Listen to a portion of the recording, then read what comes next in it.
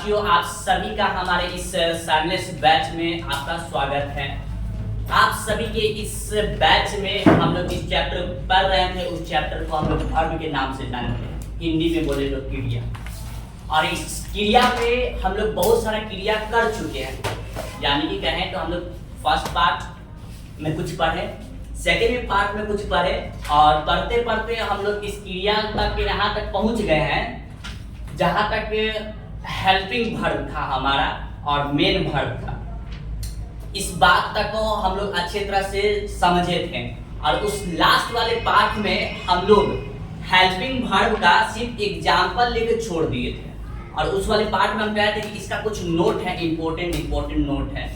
उस important note को हम बोले थे कि नेक्स्ट वीक में लिखवा देंगे। ओके, तो उस नोट को अब हम लोग लिखेंगे, तो आप लोग तैयार हो जाए उसको लिखने के लिए।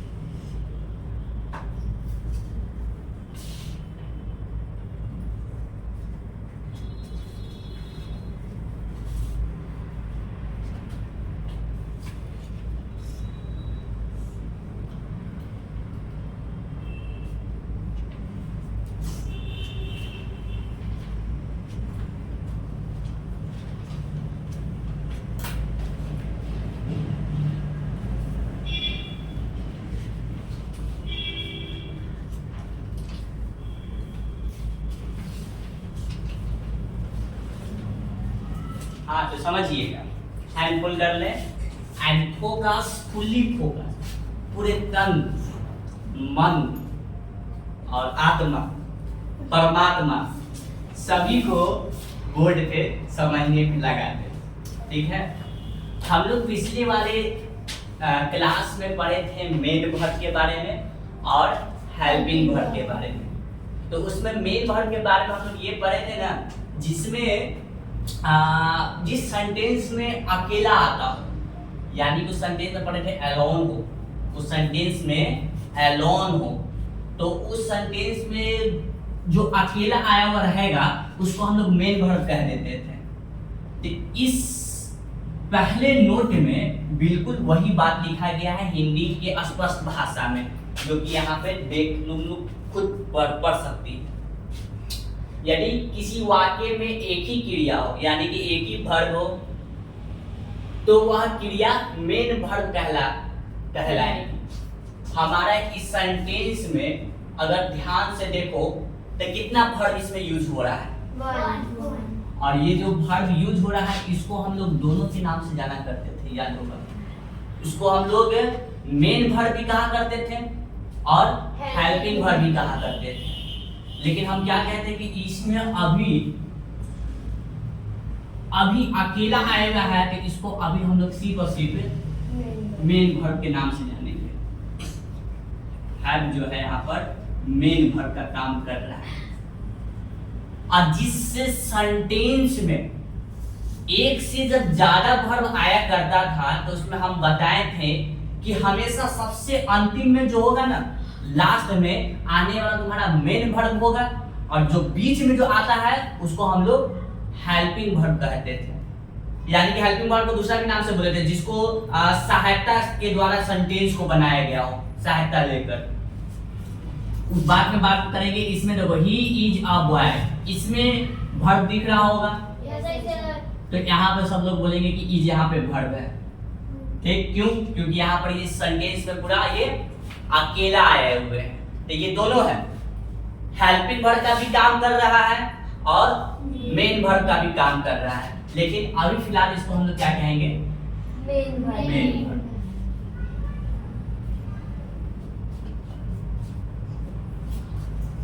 दूसरे सेंटेंस में अभी जैसा कि हम बताएं कुछ देर पहले, किसी सेंटेंस में एक से ज्यादा हो, दो या दो से ज्यादा हो, उस वर्ब में तुम्हारा जो होगा सबसे लास्ट में आने वाला, इस सेंटेंस को देख लो, इसके सबसे लास्ट में क्या आया है? रीडिंग। हो सकता है कभी कभार ऐसा सेंटेंस हो जिसको लास्ट में तुमको मिल जाए मेन वर्ब, लेकिन कभी कभी ज्यादा तुमको देखने के लिए मिलेगा। कोई भी सेंटेंस क्या क्या क्या मिलकर बनाता है? Subject plus verb plus object. तो यहाँ पर ध्यान रखो, अगर वर्ब नहीं रहेगा तो क्या रहेगा वहाँ पे? ऑब्जेक्ट। तो किसी सेंटेंस में वर्ब नहीं दिया रहेगा। जब हम लोग टेंस पढ़ेंगे, टेंस यानी कि का। खैर, इस सेंटेंस में हैव भी वर्ब है, बीन भी क्या है?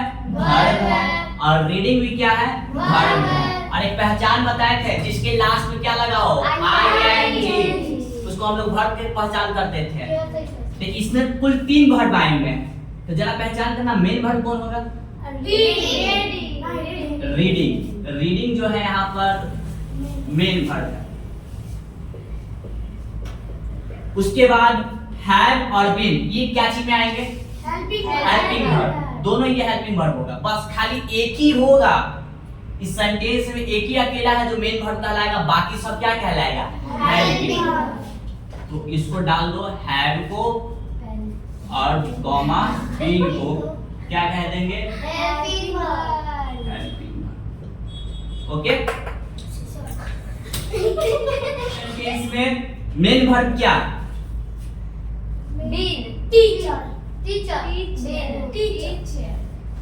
टीचर का हिंदी क्या होता है? शिक्षक। क्या इसमें कोई क्रिया का काम हो रहा है?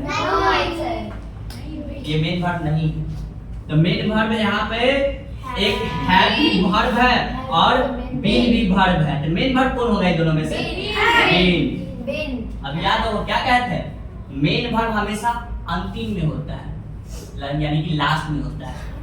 तो यहाँ पर ये तो है नहीं वर्ब, तो यहाँ पर बीन तुम्हारा हुआ मेन वर्ब,